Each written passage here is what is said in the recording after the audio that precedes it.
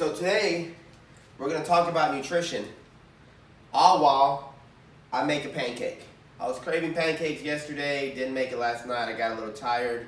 I couldn't convince the wife to make one for me. So we're going to do it today. So I'm a big fan of the Aunt Jemima pancake mix. Clearly, this might be the last box that we ever have of this, so we really have to enjoy it.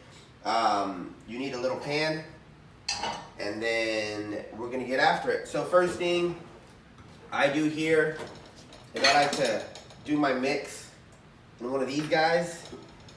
And if you're wondering how awesome my kitchen looks, it always looks like this way. It doesn't matter if I'm videoing or not videoing. I'm a super pet peeve about things being organized and looking a certain way. And yeah, it always looks like this. So we need some butter. We need an egg and some milk.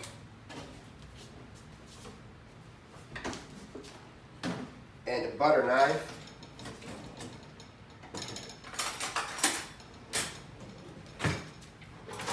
Spatula. Let me give you some light.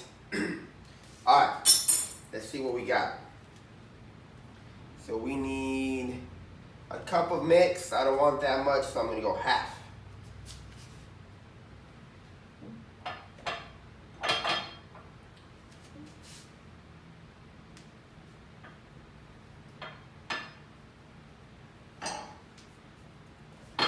Oh, shit.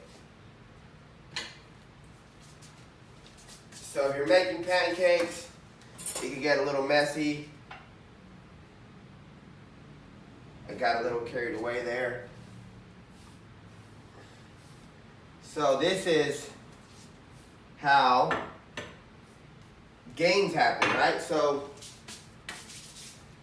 I wanted half a cup to make like one pancake. Now I have 3/4 of a cup, and I don't like to waste food. I'm kind of even upset that I spilled a little bit here, but I'll have that extra pancake. Why not? So that is pretty much a great deal for nutrition. It's that you're eating a little more than you fucking should have. Now, when it comes to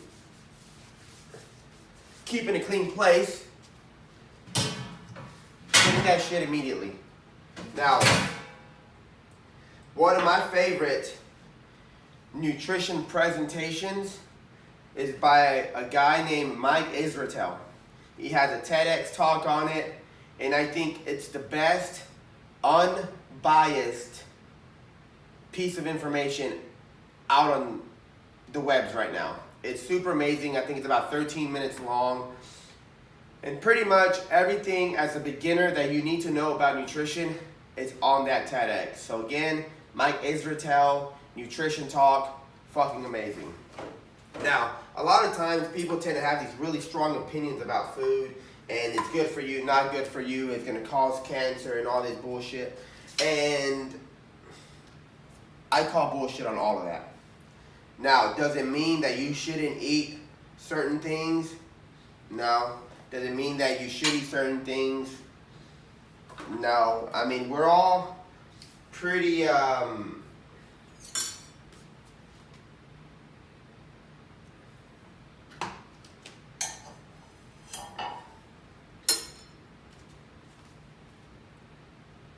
how can I say, we're pretty tough, but yet really fragile at the same time.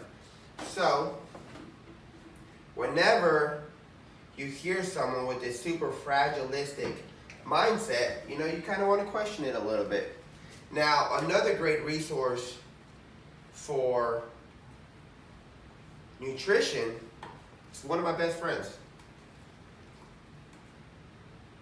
You might think that's a little biased, but I'm pretty hard on most of my friends, so I wouldn't say that if this wasn't true. And the reason I say it is because I know how hard he works, and I know the effort that he puts into it, and I know how biased he is not. So Ben House is a good resource. He's a little bit more detailed. He's a little bit more kind of sharp on that side. but he's got really good information. And the reason I say both of those guys have really good information because they're talking from a widespread of knowledge, not just nutrition in itself. They both train, they both live a real lifestyle and things like that. And they're not trying to make all their money from nutrition, right? They have other sources of income that come in, so nutrition is just something that they're pretty passionate about, and it works with what they do. Next, I am turning this batter with this butter knife. So one of my clients, Brad, taught me this. So you want the batter to be a little clumpy. So I got really into making pancakes. I get into a lot of fucking things, but making pancakes is one of my favorite things. I love pancakes. Another thing is the temperature is a huge thing. I got this from Davis, and he worked at Kirby Lane for a long time, and he said the temperature of the pan or the skillet is a big deal. So temperature is huge. I like to go with the medium heat. The clumpiness of the batter is a big deal. I'm gonna put a little bit of more milk in here. I always flirt. I want to finish it all, but I don't want it to be not perfect. And then, of course, we can't forget our egg. So it's 1 egg per cup, so it's a little too much egg for this piece, but it's all good. And then we got to get some olive oil.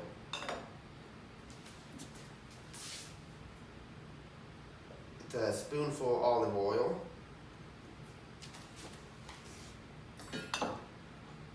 You know, I used to get on my mom about not measuring shit, and look at me now. Apple isn't far from the tree, guys. I'm talking about nutrition. It makes perfect sense.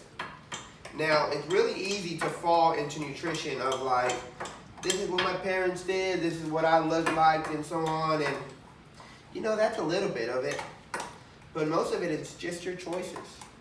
The choices that you make and the effort that you're willing to put in for that. And it's really clear when you see someone, the choices that they make and the things they put in front of them. The science is really clear. You know, if you're at a caloric deficit, you're gonna lose weight. If you're at a caloric surplus, you're gonna gain weight. I played on both aspects of it. I'm currently losing weight now.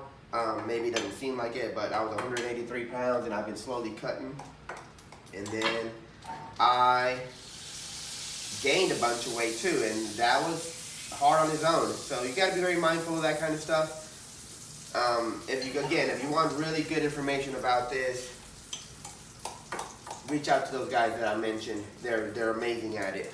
I'm here for lifestyle design and to help you kind of guide you through that aspect, and just to be honest with you and to be clear with you and to tell you that all this fucking hoorah bullshit, all these very biased opinions are for the most part very untrue. There's a lot of things out there that are not going to kill you. There's a lot of things out there that are not going to cause cancer or whatever all these claims have. And just kind of look into it to yourself. You know, don't be like this scared little fragile person. One thing that I really do stand behind, and it's a comment that I've heard from both of these presenters, and I've seen it a lot and kind of put it all together in my life. And what you want to do, and it's just like training, you want to get the most nutrients per volume of food. So pancakes don't really help with that, right? Like they have a couple things. They got flour and they got sugar. It's not a lot of shit. It's a lot of calories. So what you want to do is, like say this thing weighs 5 ounces, all right? And I get flour and I get sugar out of it. Well, if I had some chicken and some vegetables and some eggs, and that also weighed 5 ounces, well then I would have a lot of more nutrients for that. So I hope that makes sense to you. That's how it makes sense to me. And you just want to have the most amount of volume of nutrients per that amount as possible. And when you eat quote unquote healthy food, you get that. When you eat quote unquote unhealthy food, you don't get that. So that's one thing that I would stand by 100%, and that's one thing that I'm very mindful of. You know, I try to get my veggies in as much as possible, but I also enjoy life. I enjoy some goddamn pancakes. I like my pancakes I always joke with people that if I had my choice, I would order them medium rare at a restaurant. Look at that. Beauty. Beauty. So, I'm a big fan of the pancake. I'm a big fan of enjoying the things I eat. I love tasting food. I have a very sensitive palate. And I'm not a guy that just gonna eat chicken and rice every day, all day. It's not my style. And I'm like that with my clients, but there's sometimes, you know, when we have certain goals that we have to make some sacrifices. And I made a video before that it's people like me sometimes can be like, oh, it's easy or it's hard or whatever. To gain weight, it's very, very difficult.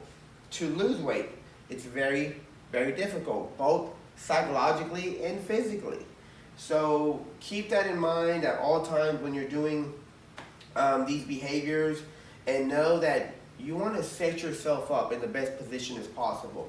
If you're addicted to McDonald's and you want to lose weight, that's going to be tough. It's going to be real tough. If, you know, you're trying to gain weight and all you're eating is spinach and, I almost forgot the butter, and all you're eating is spinach and broccoli, you're going to have a hard-ass time, dude, doing that.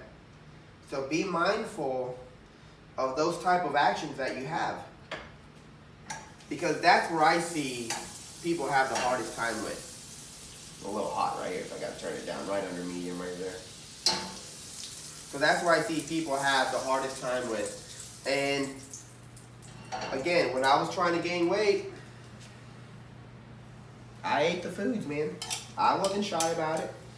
And I made it very clear to my clients that that was my goal and that's what I was doing. And that's where a lot of coaches really annoy the shit out of me. They act like their life is fucking all special and that they're eating fucking vegetables and broccoli, and then I know that they're fucking sneaking in brownies and shit and telling their clients that like, oh, this is all I eat. Dog shit. Very rarely is that ever the case. Coaches drinking Coke Zeros and all this stuff, but their clients don't know about it. We all need this balance of life. And unless you're transparent with your people, you're full of shit. You're full of shit and you're leading your clients to failure because they think that you're doing this thing, in reality you're not. So be clear to them, all right? Your clients just want to look a certain way.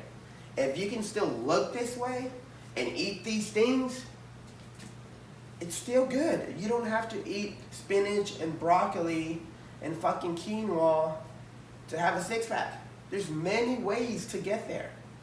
And as a coach, be clear with your clients that there's many ways to get there. Is there less caloric foods? Yes. Is there more caloric foods? Yes. But don't be a dick and tell them that there's only one way to get there. Does it make it easier for them if they didn't have that many choices? True, it does. But don't put them in this little box, because sometimes those people stay in that funnel. Say they lose you, or you leave, or he quits, or something happens, that thing that you showed him or taught him goes with them forever.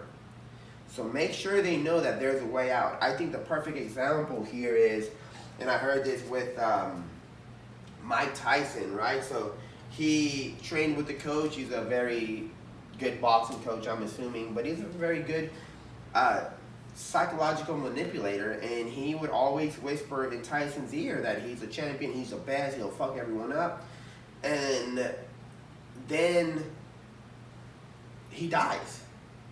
And now Mike Tyson never turned off. He never knew how to disconnect from being that savage, that monster, the killer. So what we want to do with clients is teach them how to turn off, how to disconnect. My butter was a little burned, so look what happened. Not good.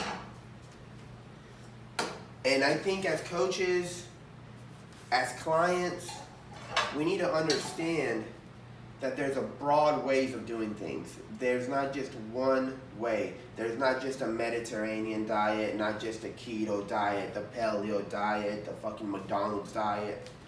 There's many different ways. Is there basic principles that are gonna get you there? Yes, if you're at a caloric deficit, if you're at a caloric surplus.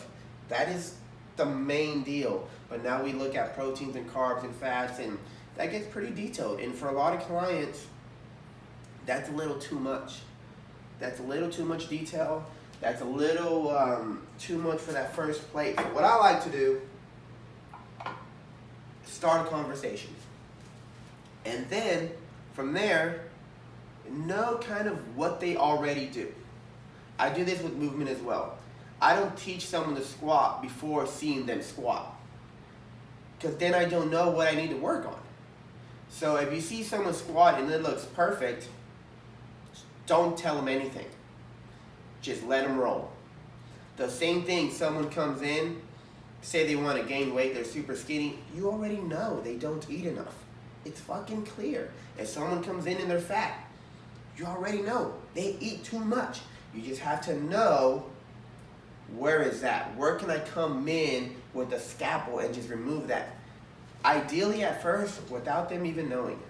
And then you start to kind of bring it into their awareness, like, hey man, you're starting to lose some weight, or you're getting these gains, or these things are happening. And then we talk about why. Oh, I did these things. Now why do you think that worked? And then you empower them and you drive them and you teach them. Not only did they do it, but they're able to do it, and there's many other ways to do it. So that's kind of what I have for you guys. I'm going to enjoy these pancakes. I'm a honey guy. Gabe brought this honey for us from some bees. So this was actually harvested a couple days ago. So I'm pretty excited about it.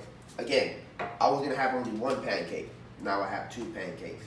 So it's the way life works, man. I'm not a wasteful person. I don't like to waste food. I like to wash the dishes right after I'm done with them. So please, please, please, one, don't be so hard on yourself, especially when it comes to the kitchen. If you have any questions about food, or you want some guidance, or maybe some lifestyle design work, I'll gladly help you. Please reach out to me. If you want to reach out to some really amazing experts out there, like I said, Ben House is pretty freaking amazing at it. He really understands the lifestyle design stuff. Mike Israetel, again, is a perfect resource for that.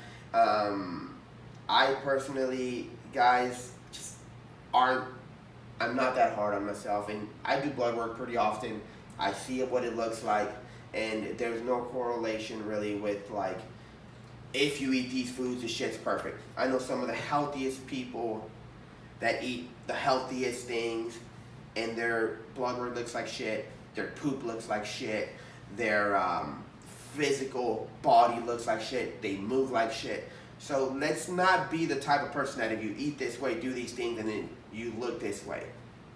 Let's drop that. It's time to just drop that immediately and move forward and enjoy what you eat, but be mindful of what you eat. This is not always. This is the first time this month that I have these pancakes.